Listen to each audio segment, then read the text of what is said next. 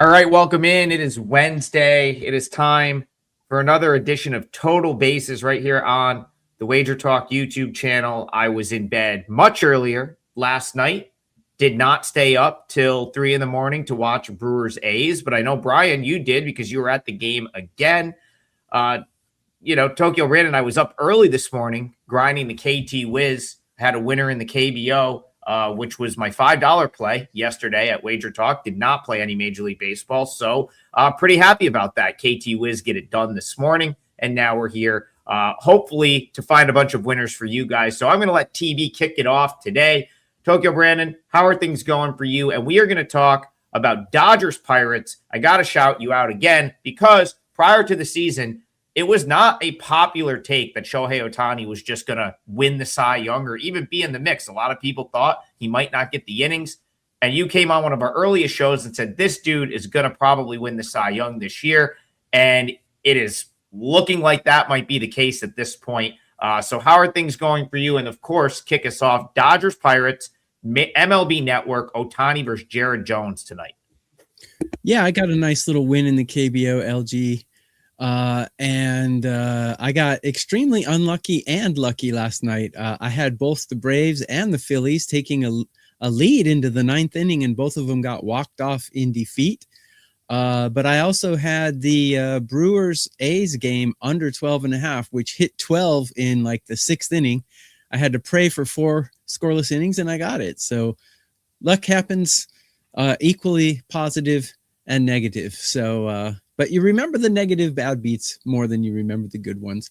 So on to the Dodgers. Dodgers crushed the Pirates yesterday. I don't think anyone expected that. I think the total for that was only 7.5 or 8. Don't think anyone expected the Dodgers to score 12 runs. Ohtani contributed, and they did what the Dodgers do. But, Skeens only gave up 2 runs. He had a quality start.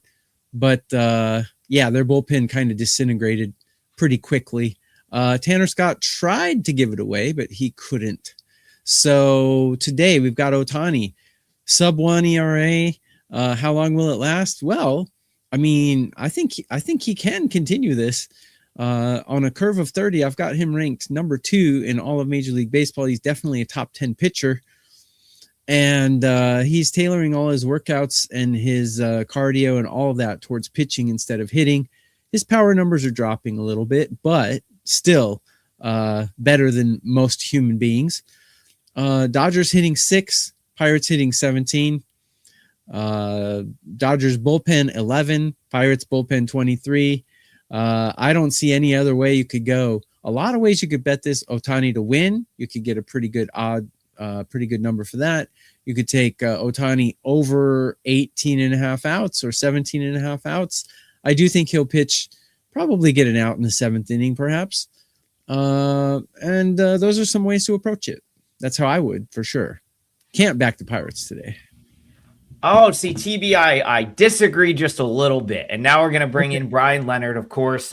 Gave him the first 4 minutes of show to regroup. Of course, he's been up late every night. He's doing the marathon out in Vegas this week, all 6 games. So if you're at Las Vegas Ballpark, go say hi to Bryan Leonard, who's going to be there for all 6 games, which is, I don't think, listen, Brian, I have done my share of different games, different cities. I've done, I think, 4 and 5 days with college hoop. I don't know if I've done 6 games consecutive like that. So shout out to you for doing that.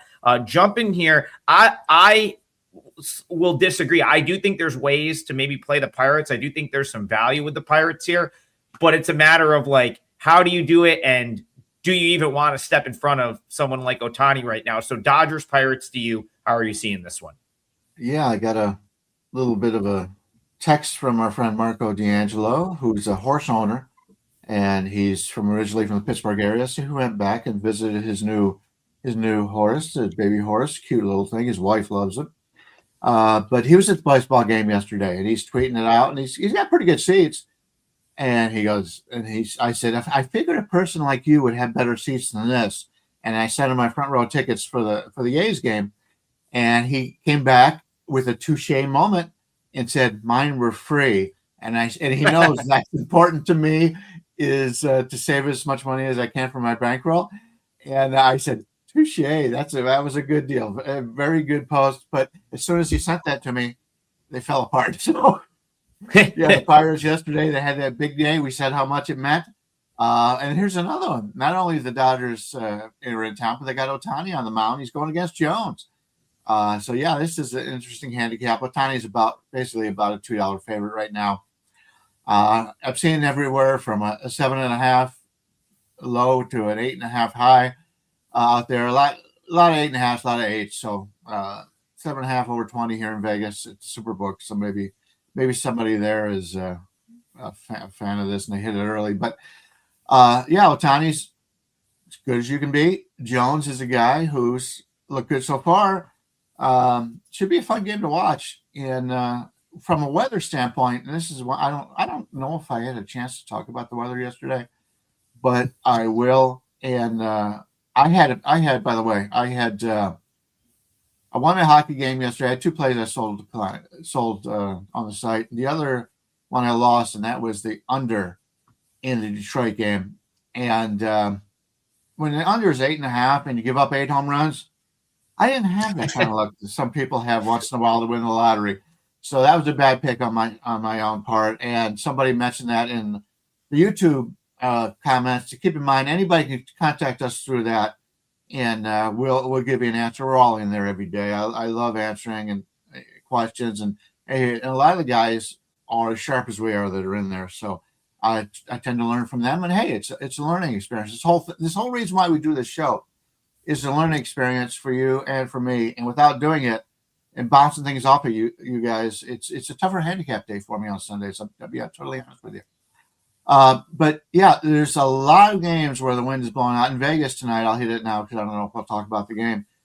They're expecting 47% more runs than we get here and 80% home runs. Yesterday, it was 47% more home runs. The day before, it was 41% home runs. Needless to say, this game is going to be an hour earlier, by the way. Starts an hour earlier, which means more time in the sunlight, more time in the heat. I don't care what the pitching matchup is right now. I don't know if I want to play the under there. And in fact, by the way the wind is blowing out across the league, I'm not sure it's going to be an easy day to play an under anywhere. So I just want to keep that in mind here. And we've got 2 great pitchers going here, and with the way the game sets up for me, you rarely see an 8.5 in Pittsburgh, especially with Ohtani and Jones. There's a reason why it's 8.5, and that's because it's going to be a pretty good hitters ballpark today. Still, 8.5 is kind of tough, but the Dodgers score everywhere. Their offense, I haven't talked about this in a while, but if you take a look at how the teams have done so far this year for WRC Plus, the Dodgers are at 121 on the season. They were basically, it was the Dodgers, the Yankees, and Houston and Atlanta fighting it out all season. Well, now they've got a 7-point lead over the Yankees. Yankees have dropped down to 114, obviously, without Judge. Atlanta's cooled off a little bit. They're down to 110. So the Dodgers are still by far the best hitting team in Major League Baseball. Pittsburgh is actually hitting pretty well this year. They're at 105. They did play yesterday without Cruz. They had some injuries, and obviously their rookie is out, so that hurts their offense. I don't know if Cruz will be back today. It's very early for me, and so I don't know. I haven't checked injuries yet to see who's going to be back, and they might not even be out yet. But with the hitters, key hitters for Pittsburgh being down and not playing in this one, we're getting a team total right now of Pittsburgh 3.5 to the under. So the Dodgers can give up 3 runs or less in this game and win. That's something I may be a little bit interested in here. You're laying a little bit of juice at 145, but it would not surprise me if Ohtani has another good game here. And yeah, a lot of different ways to look at this one, but I'm not sure with the Pittsburgh offense dealing with some injuries here against one of the top pitchers in Major League Baseball this season, they're going to have a lot of success, even though the wind is blowing out a little bit. It's tough to get there with this Pittsburgh offense in Pittsburgh in this game. Yeah, I mean, Tokyo Brandon, one of your wild cards here. You always, you bring up that term. Like Jared Jones, a big time wild card in this game, because he's coming back from injury. But like the guy's throwing 99. All right, like that is, his velo's up from when he was in the majors back in 2024. So of course, the story with Jared Jones, one of these great prospects that's coming through the Pirates system. They have a bunch of them. Like all these guys came up roughly the same time. Skeens, Jared Jones, Braxton Ashcraft, Chandler, and Ashcraft a little bit behind them. So they have all these good pitching prospects. Quinn Priester was one they kind of gave up on, right? Mike Burrows, another one they kind of gave up on. Like they have had so many pitchers come through sort of their ranks, and Jones, again, I felt like the Ashcraft thing where it's like Jared Jones, if he wasn't like in the same timeline as Paul Skeens, people are going to be like this, like, look at this guy throwing gas, and he's got like insane upside. He was a second rounder. So no reason to think that he can't be an ace. He gets hurt. He misses an entire season. Well, you know what? The numbers so far this year are not, it's whatever. He's only had 2 starts at the big league level, long rehab. But like, I don't think you can ignore the fact that his fastball's 99 since he's come back. Like that to me, last time out, doesn't give up a run in 5 innings against the Astros. But Brian, I'm with you. Big time concerns with the Pirates lineup right now. Brandon Lau goes down. That's a bad injury for them. He's sort of quietly been the sort of the motor in that lineup, I think. And you take him out. Now you get the Cruz injury. Connor Griffin was playing good. Tokyo Brandon's cashing KBO bets here on the right side of the screen. But like, I think Jones could keep them in this game. +1.5 is +105. But all of those things sort of have me tilted to the under as well, Brian. I just wanted to point out Brandon Lowe did come back yesterday. He played yesterday. He did, okay. He is back. He was second in the lineup, his normal spot. But Cruz has been out the last 2 days. Cruz helps Pittsburgh on offense and really hurts them on defense. But that's a major one. When you're facing a guy like Ohtani, you're not going to get many good swings off of him. And to have a big power guy like him possibly not play, you can get lucky and hit a home run against a really good pitcher every once in a while if you're swinging hard enough. But Lowe is back, and he did miss Sunday's game. That's a great call on Lowe. I missed that yesterday.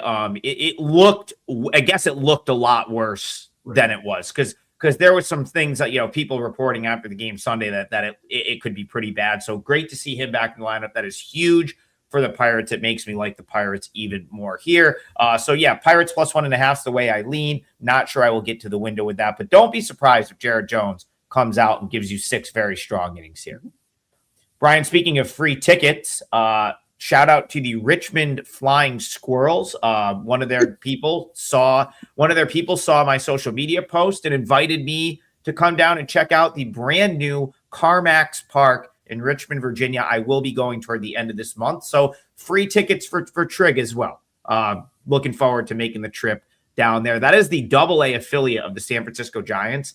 And they just promoted like all of their guys to AAA. So that Richmond team's like 20 games over 500. All these guys just got called up. So let's not sleep on the Giants maybe having some guys that could come in. There's like 2 or 3 starting pitchers that are like right there. You could see them call some guys up and improve their team.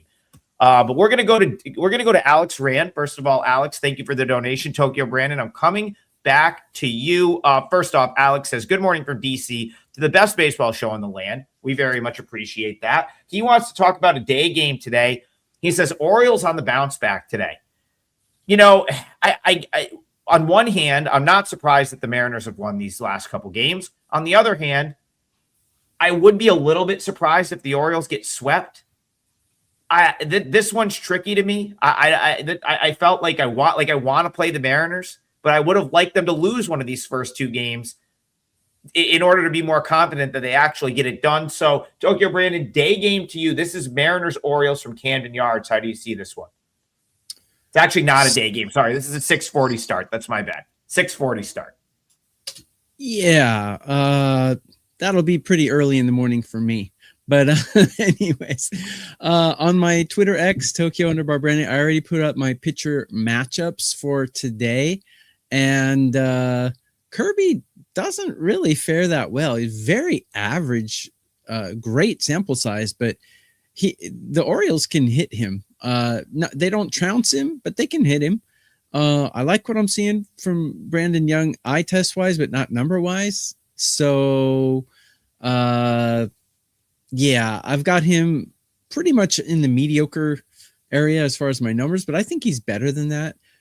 Kirby's ranked a little higher than I actually like him, but batting and bullpen, I think the Orioles have a big advantage here. So it's really hard to sweep a team. Usually, I don't know why, but teams definitely take their foot off the gas when they've already won the series and it's the last game of the series. I didn't used to believe in that phenomenon about 2 years ago, but since last year, I've been a believer in that, and it actually is true. I think the Orioles have a very good chance of winning this game because Seattle will take their foot off the gas because they've already won the series. So, yeah, I would think I would take the Orioles here. It's not a client play, but if I had to bet this game, I'd probably take the Orioles. I like Young. Brian, I misspoke. This is not a day game. This is a normal 6:40 start. That's my bad.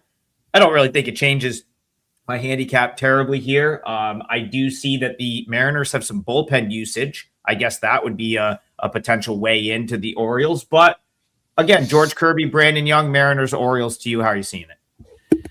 Yeah, from an injury standpoint, we still got Rushman's missed the last 2 days, and Basillo has missed the last 2 days. That means that we're probably going to get Sam Huff. Sam Huff's a decent hitter. He's had to play the last 2 days, but that's a pretty big drop off from the catcher position, and we're going to have to bring somebody up, probably to DH, one of the other guys. So, yeah, Baltimore's lineup won't be quite as strong today, but you mentioned the Seattle bullpen.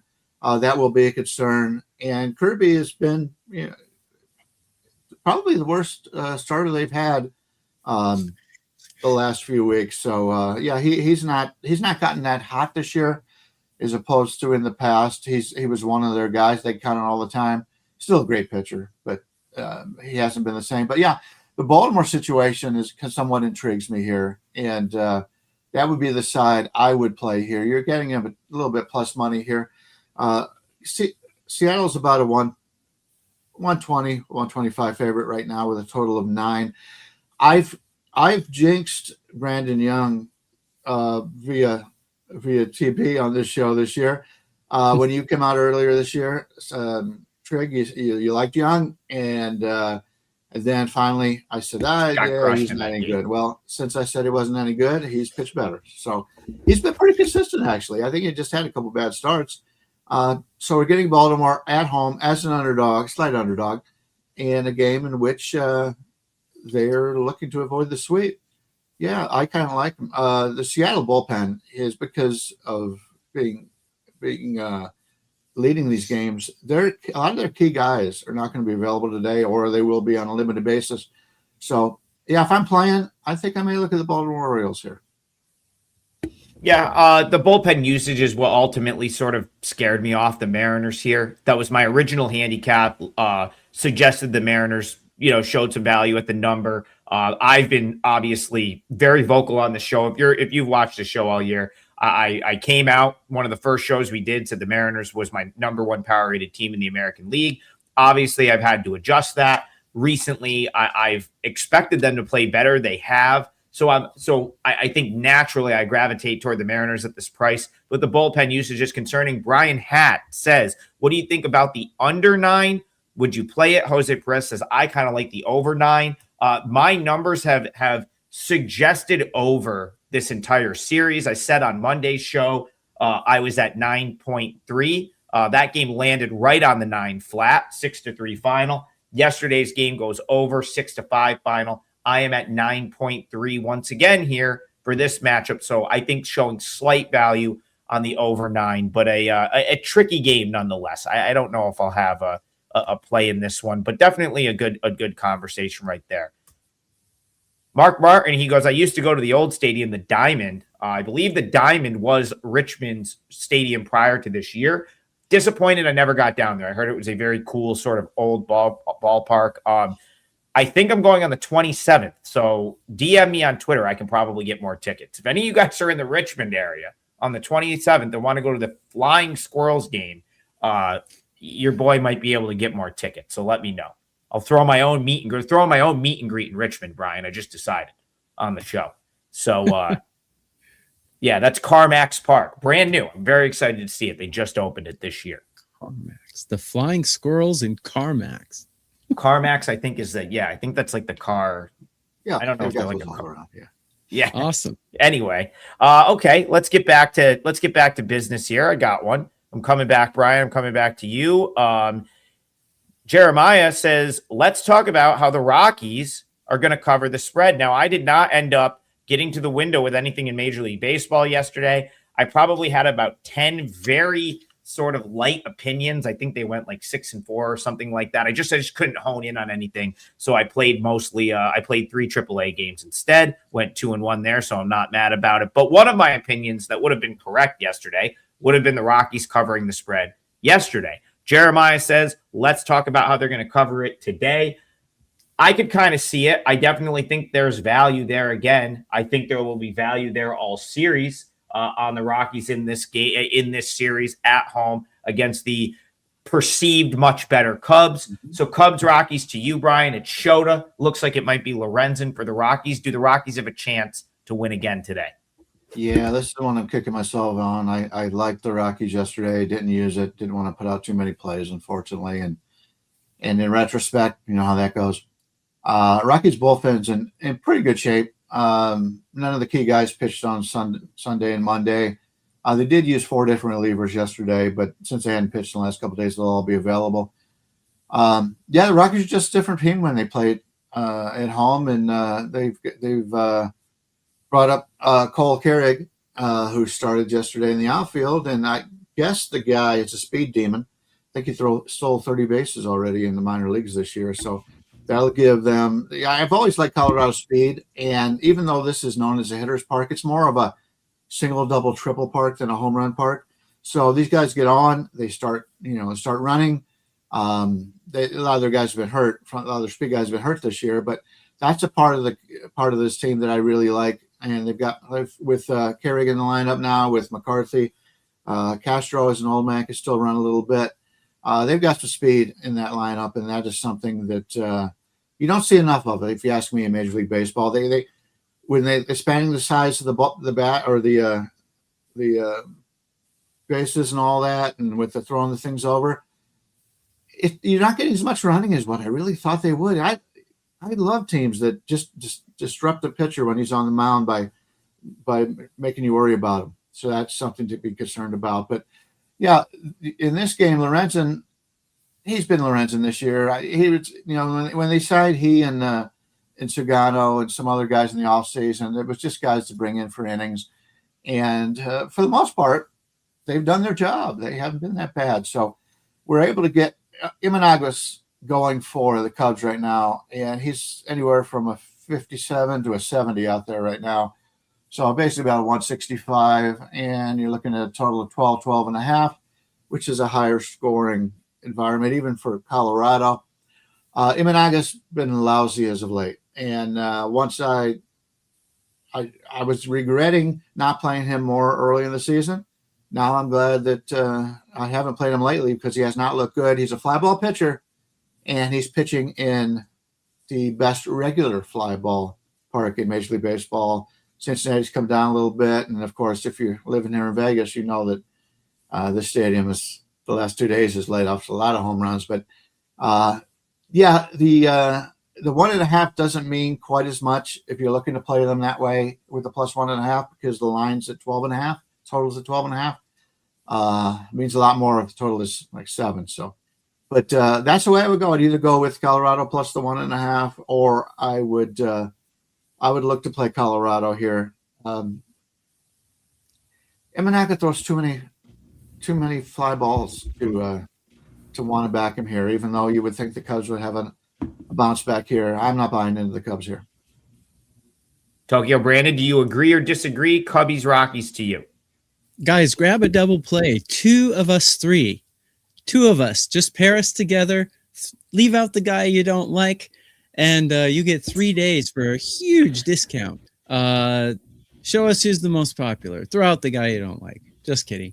We're all popular. We all love you and you all love us. But anyways, WagerTalk is making you choose 2 of us for a huge discount for 3 days. So please grab that. Or if you only like one of us and you hate 2 of us, you can get a 3-day pass for 30% off. So TV, it's a great way to look at it. Choose 2 of us. Great way to look at that's it. an offer they're making.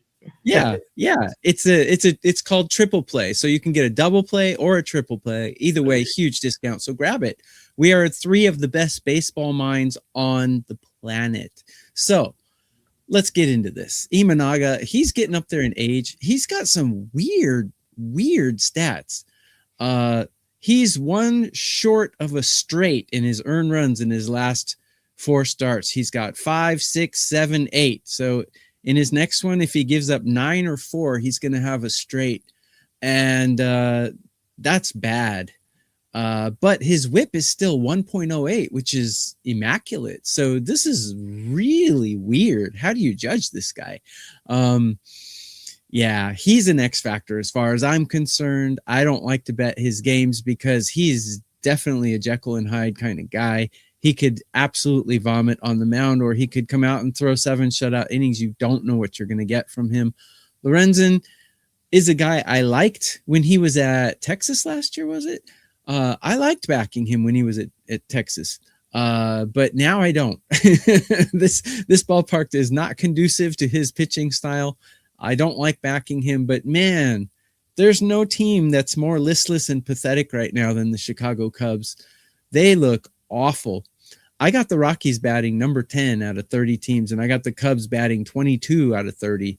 So I think the Rockies have a shot, but I certainly would not bet it because that bullpen is really bad. They might have some talented arms, but they are not putting it together right now. Cubs bullpen, not exactly great, pretty mediocre. So make of that what you will. Yeah, Imanaga, he's giving up so many runs, but even his walk rate is really good. He's only walking 27% of the guys he's striking out. So his numbers are really good, but his results are terrible. So I really don't know what to make of him. Can you explain this, Adam? Yeah, I'm certainly gonna try to. A couple things here. I was just trying to get I was just trying to see what the updated total. Brian, do you have it right there? What's the total in this game? Was I wrong about Lorenzen? He played in Texas, right? Yeah. He's been all over the place. Someone's been around. It's sitting right now between 12 and 12 and a half. Yeah. That's like, that's probably about right. I wouldn't be surprised if it got over that. Like, I think the Rockies can score here. One thing I'll say about Cole Carrig, like, you see these guys that come through the minors, and then you're like, well, this should play at the next level. Sometimes it works, sometimes it doesn't. Like, this dude will have a 15-year MLB career. Like, he hasn't been the flashiest guy at AAA. He's been way up my player rankings at AAA, but he's not, when you hear people talk about the guys at AAA right now, it's the Lara kid from Milwaukee, Nashville that just got paid. James Tibbs just hitting bombs. No one talks about Cole Carrig yet. He's been consistently the best player, or at least one of like the 5 best players in AAA all season. He hits to all fields. Brian, you talked about his speed. Put one down the right field line. He's standing on third, gets a triple in his major league debut. What a perfect player for that ballpark. Huge outfield. He's an outfielder, covers a lot of ground. I think he's going to be fantastic for them. So that's a notch in the rock. For me, that's a check mark for the Rockies here. And then just like, I kind of like the Rockies are a team. Like, I just don't think they know any better. I don't think they know how to have a letdown. I don't think they're good enough to know. Like, they're just like basically like, hey, we were all in AAA last year or AA. Like, the team won 40 games. We're just going out and playing. TB, you talked about their bullpen. Yeah, can they have a blow up? Of course, but they have some quality arms in there. There's 2 or 3 guys in that Rockies bullpen throwing 100 miles an hour. So I don't think it's necessarily a bad bullpen. It's certainly not a deep bullpen. And they don't have like big time leverage guys, which I think is going to undo them in some closer games, but they have some decent arms. I'd come right back with the Rockies here. +1.5, -105. I actually think that's a pretty good bet. And that's one I'm considering. for the parlay, what I'm considering for my card today, I just think that this is a much closer. It's an even game. Why are the Rockies just catching a run and a half here? This is an even game. TB, I'll go back to something you always say. Name on the front of the jersey. Cubs getting all that credit for that Cubs logo on the front of the jersey here, in my opinion. They look like burning garbage right now. They really do. Dalen, he goes, winning bettors don't sell picks. I got to disagree. If your job, listen, I know accountants that are winning bettors, okay? So, but if you're employed to make content and sell picks, then you can be a winning bettor selling picks. Like, that's just, we're not going to come here and work for free. So I guess winning bettors do sell picks sometimes. Let me make a point about that as well. Yeah. I'm limited to what books I can bet in, and I have this baseball knowledge. Why would I keep it to myself? And if you are a stock trader, do you just trade your own stocks, or do you give people advice on what stocks they should buy? That is such a silly statement. If you're a great athlete, why do you do commercials? Why do you sign autographs? This is the dumbest thing I've ever heard. I just get tired of it. And also, talk about successful. Brian's the #1 baseball capper in WagerTalk lifetime. I was the #1 baseball capper in 2024, and I'm #4 this season. So say that we're not winning, and Adam's winning a lot too. So say that we're not winning is just ridiculous. Mm-hmm. So I just had to get that in there. Listen, I'm all for, like, put anything you want in the chat. Go to our YouTube channel. We love that listen, good. I always say this, good, bad, or indifferent. I want to hear from you guys. Comments on the YouTube channel, but expect to get a comment back. Like, we respond to everything. So, we're gonna respond to it. I don't have a problem with it, but if you're just not going to do your work, if you want to say something bad about us, all right, your boy needs to step in. Hold on, I gotta go back to the Rockies thing. Adam, Colorado has Colorado. No, we got to talk, but we'll get back to the baseball conversation. You can get me mad. Don't get Brian mad. This is what I'm saying, where it's like, okay, so David, again, he makes a point here, but I'm going to disagree with my analysis being wrong. He says Colorado has the worst bullpen ERA. Your analysis is totally wrong. Listen, they can have the worst bullpen ERA, and they can still have plus bullpen arms. What I'm trying to say is, is Colorado's bullpen, are they going to blow up at times? Do they have zero depth? Are they going to have the stretch where they give up 10 runs because they have now punted on a game, and it's like, hey, we're going to live to fight another day, and they may give up 7 runs in an inning with, like, the worst couple guys in their bullpen? Yes. Does it mean Colorado has a bad bullpen? My air quotes were outside of my screen here. Does it mean they have a bad bullpen? Not really. It means that they just don't have a deep bullpen, and that, you gotta know going in that if they start to run out of arms, you might get a crooked number at the end of the game. It doesn't. If they're in a close game, Halverson, Brian, there's a couple other names escaping me, but there are guys that have been pretty good. Mejia, that have been pretty good and that throw gas. So I don't think my analysis is wrong. I'm not saying you're wrong about referencing a factual stat, but how much does the ERA doesn't tell the whole story? So I had to push back on that one as well. ERA doesn't matter, and half the games are played in Colorado, guys. You could have your bullpen could blow up for 9 runs and then have 5 games where they give up less than 1, and their ERA is going to look bad. The ERA is just not more to it. Yeah, guys, just they got a good ERA. I see these cappers up here. Oh yeah, this guy's got a great ERA. ERA is I don't say it's meaningless, but it's not the tell.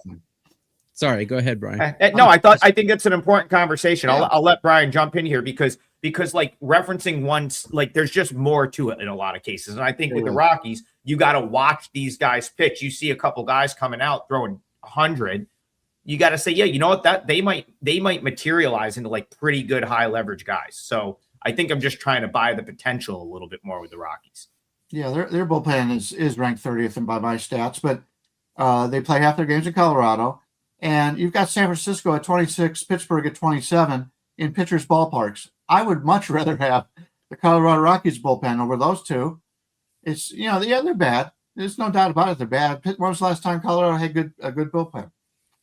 It's nobody. The only guys that Colorado can sign are guys that nobody else wants. Nobody wants to pitch in Colorado. That's just the way it is.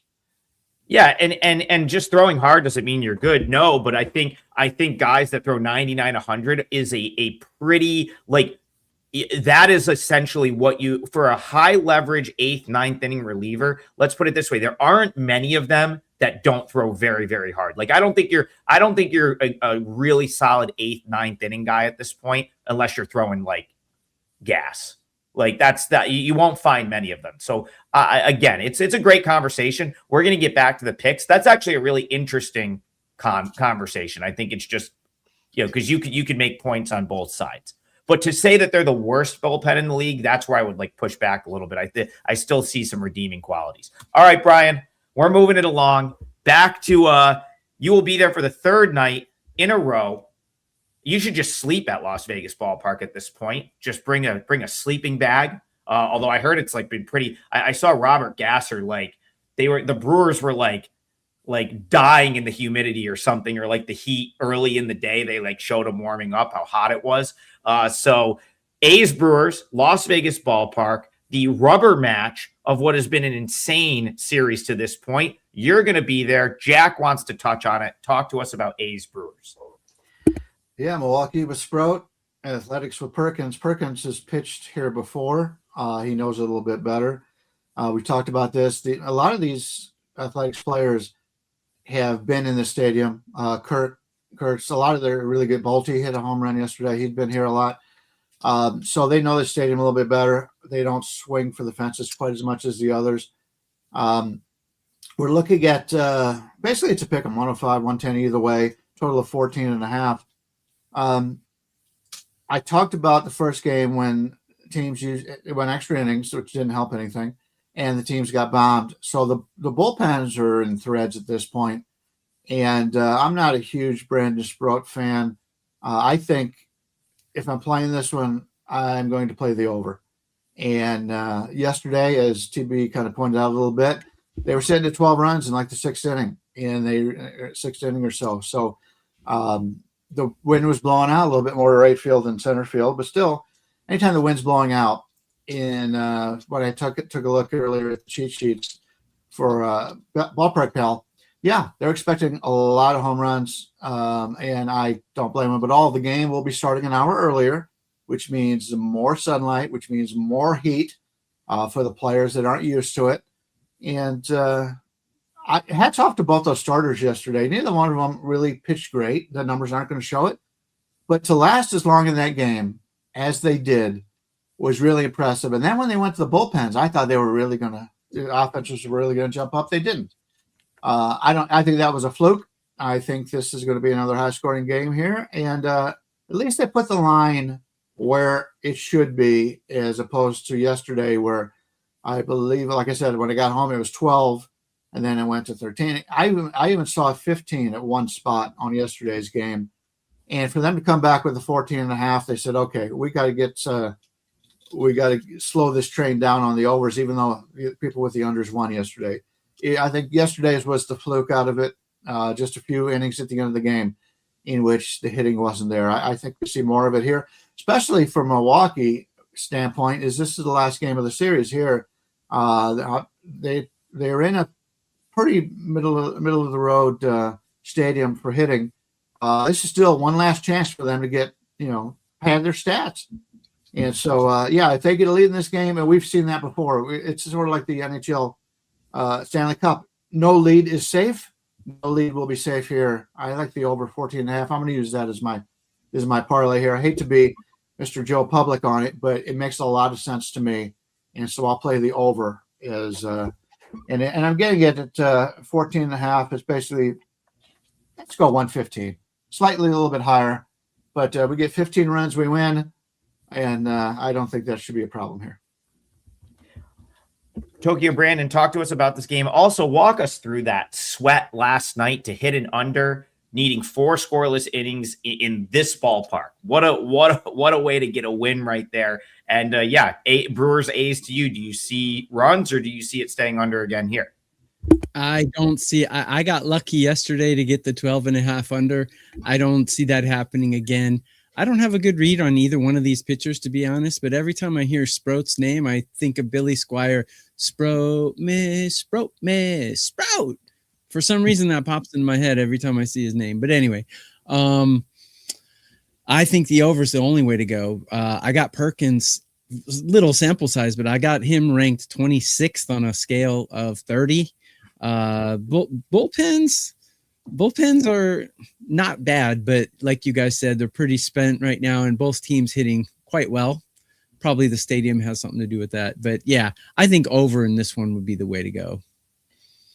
Yeah, I mean, listen, I like Jackson Perkins. I think he's really solid. The problem is he's not going to give you more than like 4 innings here. He was kind of coming out of the bullpen. He was used as an opener. They gave him a start against the Astros last time out. We actually played against him here, I think, or I played against him some point in time. I don't know, either on this show or talked about it on this show. He gave him 4, but he kind of got roughed up 5 runs over 4 innings. So it's like, if they use him more in an opener fashion, I think he can be really good once through the order, targeting a certain part of the order. The problem is, let's say he's out after 2 or 3 innings. Who is pitching the final 6 innings for the A's today? Because they've used a lot of bullpen, and they don't have many good arms down there in the bullpen. So that's a problem. Brian, talking about the over, like, if they don't come early, they certainly could come late, especially off the bat of the Brewers. And hey, you get 9 at-bats from the Brewers regardless. So, you could get into a scenario, let's say it's like last night where you're stuck on 12. Well, like, the Brewers might come up in the 9th inning against some bum in this game. Like, it really could get to that point with how much usage the A's have had out of the bullpen last 2 days, of course, going back to that crazy game on Monday night where they had to go much deeper into their bullpen than they probably expected to have to do. On the other side, Brandon Sprout, I talked about him the last couple times he's pitched. I think he needs to go back to AAA. I think he would benefit from some time at AAA. He doesn't have great command. He's either walked guys and has really nibbled on the corners, and because I don't think he really trusts his stuff out over the plate, or he's compensated to throwing it right over the plate, and you do not want to do that in this ballpark. Like, you just simply do not. Like, you're better off walking 5 guys and trying to clip edges and get a couple strikeouts than you are trying to throw the ball over the plate, because we've seen what happens. Ball gets thrown over the plate. It gets up in the air, even in like Jonah Himes the other night. That was a routine fly ball to right field. That ended up in the seats. Yeah, I have my concerns with Sprout. Don't think I could pick a side here. Brian, you're probably right. I think that this, some way or another, this one's probably getting to like 18 or 19 runs. So 14.5 makes a lot of sense.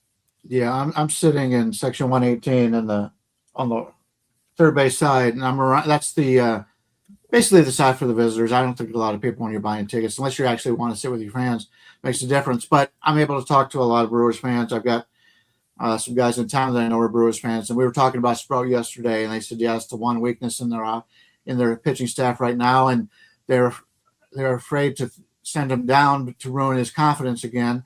And but so they're playing with him just because they're winning, and they're trying to give him all these chances. So yeah, he's a guy I'm looking to target here. And keep in mind, the last 2.5 innings, nobody scored yesterday. If the A's didn't have the lead, they would have been batting in the bottom of the 9th. And in a run environment like this, if you play in the over, I kind of want to root a little bit for Milwaukee. That means the Athletics have to have to bat in the bottom of the 9th, and it gives them more time to score. So if the Brewers take an early lead in this game, even more reason to play the over here in game if you're playing in game live. Lucas says, who's going to hit a home run in this game, Trig? Kurtz. I can see Kurtz taking Sprout to like the next county. Like any left-hander any left-hander for either one of these teams, because you got 2 righties on the mound. Yeah, that ball's going to land on the tarmac and at McCarran probably, like off of Kurtz's bat. That's pretty far away from this one. Yeah, it is. I don't think that. Yeah. Anyway, all right. Brian's locked in his parlay leg. That's the over. What'd you say? Like minus 110 or so? Let's go minus 115 on the over 14.5. All right, Tokyo Brandon, you and I got to come up with a parlay leg here. Do you know where you want to go? If not, I'll go first. It's up to you. I absolutely do, but it's a game we already covered, so I'm going to All take right, the Dodgers. let me go first. Let me go first. We're still going to get you guys 2 other games in here. TB will lock his in at the end. I'm going to propose. I'll go with a game we have not discussed yet, and since we're good segue here from Brandon Sproat, and Brian said they didn't want to ruin his confidence. The Mets kind of did that to him a little bit. The Mets sort of ruined his confidence, where he was like their guy, and then like Nolan McLean came along and Jonah Tong came along, and they kind of like backburnered Sproat a little bit, sent him back to AAA, and he pitched terrible. So they kind of did that to him, and we're going to talk about the Mets because I'm going to go with the Mets here as my leg of the parlay. This is going to be Cardinals Mets. It's going to be Palante versus Christian Scott. And here's another, the part of the reason Sproat is now in, I'll reference, I think the Mets might go with an opener. So if you see Warren listed out there, I think the Mets are going to put an opener. They're going to let Scott pitch the bulk innings. Part of the reason you see Brandon Sproat in Milwaukee is the Mets sort of, they kind of found him disposable. And he he was like the guy coming up through the minors. Like by the time, like when I remember when he got to Syracuse and they were all excited about him, and suddenly he became disposable. So I think that's what Brian's referencing, where it's like he's had his confidence broken in the past. The Brewers are trying not to do that to him, but it may be necessary if he gets rocked again at the big league level. Christian Scott was one of these guys coming up with him. He gets hurt. Again, now that he's sort of working his way back, I think he ends up piggybacking Warren here. And I'm sort of willing to play against Palante. I'm still, again, guys, Tokyo Brandon, I'm going to come to you first. The Mets, I still see a team that can turn the corner. They're just hanging out there. They're 8 games under 500. I know they got crushed 7-0 last night, but, they had taken 2 of 3 from the Padres on the road. I thought this series was going to be a good, this stretch, this homestand. Cardinals, Braves. I know the Braves are one of the better teams in the league, but the Mets, that's a rivalry. The Mets are going to get up for that series. I kind of tabbed the Mets here. I said, you know what? The Mets are going to go at least 3-3, maybe 4-2 in this 6-game homestand. They started off last night, a dreadful performance. They get shut out 7-0. I'm playing the bounce back angle here. I like the way the Mets pitching sets up better than the Cardinals, and the Cardinals are a team that I'm going to start to sell. I think we finally see some Cardinals regression. So the Mets will be my parlay leg. What do you think about that? Me? Yes, you first and then Brian. Okay. Oh, man. Cardinals are red hot. I don't know if I would go against them here, Adam.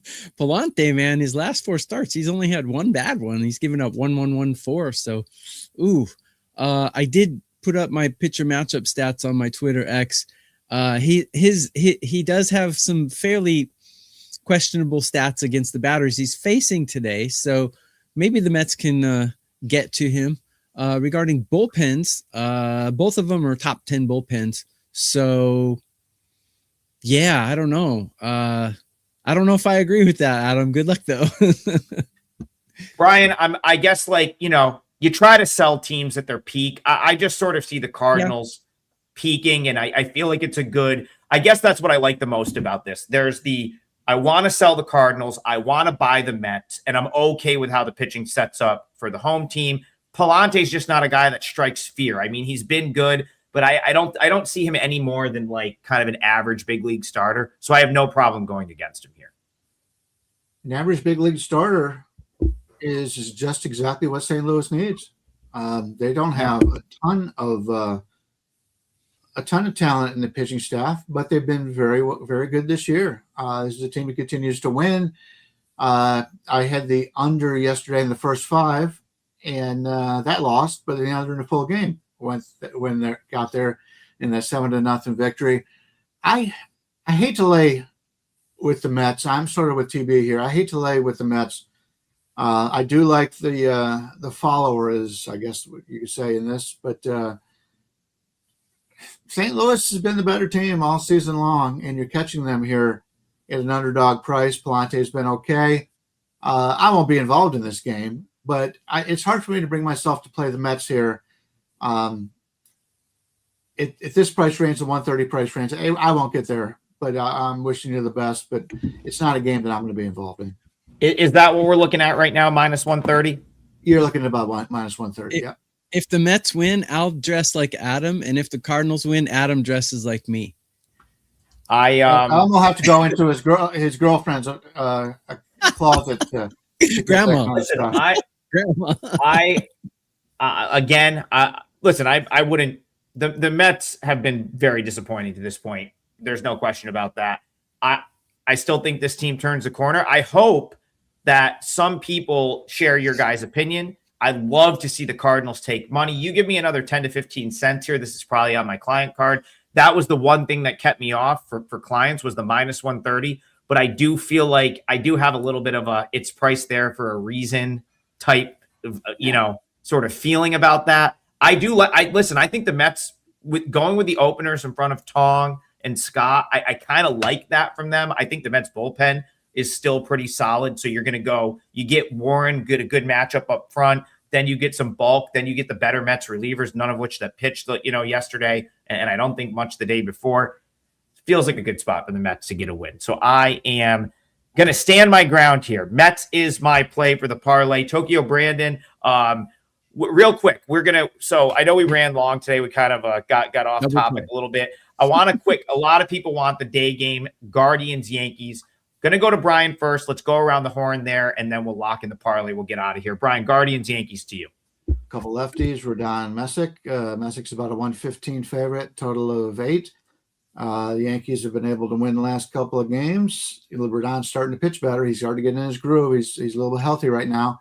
But I kind of like Cleveland. I think without the big power guy and Judge, I think Cleveland's just as good as the Yankees are right now.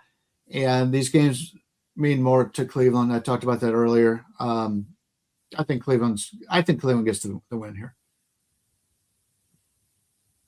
Tokyo Brandon, Guardians, Yankees. How are you seeing this one? I'll make it quick, and we already covered my parlay game, so we won't spend time on that. Yeah, I like an under in this one. I think Cleveland's bats are starting to cool off, and like Brian said, without Judge, Yankees are kind of cooling off. And against Messick, yeah, he's perfect ice to cool anyone off. I think an under in the first 5 would probably be the way to go here. I don't see either team exploding, and Rodon's actually looked pretty good. He's a guy that I've faded throughout his career, but he's actually looking pretty good this season. I think he's old as dirt, but he's doing well so far. So I'll ride that and say first 5 under. Let's put it this way. If it wasn't the Mets for my parlay leg, I probably was going to use the Guardians. This goes back to, somehow the Yankees have won 3 straight games. I say somehow because I feel like they kind of, they've won 3 straight close games. The opener of this series, I think the Guardians had a lead, maybe choked it away late, and the Yankees won in extras. But the point is, I'll go back to what I was saying last week when we cashed fading the Yankees in those first couple games without Judge. Their record without Judge, you can't just brush that under the table. Going back to 2021, this team plays about 450 win percentage baseball when Aaron Judge is not in the lineup. And, that's where, again, I just have to do we know, again, he's going to be out. I just want to double check. I think he's going to be out for a while. I know they Yankees were kind of tight-lipped on that, but now that they've won 3 straight games, the value has come back to play against them. The Yankees are one of those things where it's in that Red Sox series, after the Red Sox won the series opener on Friday night, the market swung pretty good the rest of the way. What happens? Yankees win 3 straight games, and it's everything's been forgotten at this point. The books have just shifted everything back toward the Yankees being priced as this premium option, where the Yankees typically get priced. And it's Judge is still not back. That didn't go away. And you look at this game, day game after a night game, some bullpen usage. So again, I ended up settling with the Mets for the parlay, but the Guardians makes a lot of sense here. Messick is a pretty big edge over Rodon, in my opinion. And you got the bullpen's going to stack up better here for the Guardians. So, Guardians is how I would play that one. Freebird, again, he says, thanks for all the great advice. We appreciate the donation. We are running late today, so I'm going to go to TB and let him lock down the parlay here. But we very much appreciate all the donations, all the interaction, and we're trying to give you winning info and get you some winners. So TB, the floor is yours. How are we closing out this parlay? If you like at least two of us who can grab a double play for 3 days, you can grab two of us for 3 days. Huge discount. It's a great package that WagerTalk's doing. So grab a double play if you'd like to reward us for bestowing this knowledge upon you. So I'm going to take the Dodgers, and the reason I'm taking the Dodgers is because Ohtani has his sights set on that Cy Young Award. He's going to come out gunning. You're right, Jared Jones is a stud, and he does throw 99, but if he throws it straight, it's going to get clobbered. He better have some movement on that 99 or else they're going to crush it. He did have movement on it 2 years ago. Let's see if he gets it back. But for now, I think the Dodgers are the better team, and we won't see Tanner Thott come in and blow the game. So, Brian, looking about a 195 out there on this, and also if I kind of like the Pittsburgh team total under. If you don't want to lay that kind of juice, I would agree with TB a little bit, but it's about 195 out there. Anywhere from anyway, it doesn't 195. There's some 200s a little bit in places far away, but 195 for the most part. Yeah, listen, I would keep an eye on the Pirates lineup. If I see a line, if all of a sudden O'Neal Cruz isn't in the lineup, keep an eye on Lau. Obviously, Connor Griffin's out. That's, if you see a lineup and some of those guys aren't in it, Shohei is just going to feast here. Like, there's not going to, that's going to be an issue. If it's just like, if the lineup looks more like the Indianapolis Indians lineup and not the Pittsburgh Pirates lineup today, I would not be surprised if Shohei fired 7 scoreless. And that's probably what's going to keep me off the Pirates side. So, Tokyo Brandon, I will root for you in that regard. He's going Dodgers minus 195 to open up the parlay. I'm going to go Mets minus 130. And Brian is going to be up late again tonight, rooting for runs at Las Vegas Ballpark. Go see him if you're in the building. He's going to go Brewers A's over 14.5. Minus 115. That is your 3-teamer today. Dodgers minus 195. Mets minus 130. Brewers A's over 14.5. Minus 115. Check us out on the WagerTalk site. A bunch of great specials. We'll all have plays today.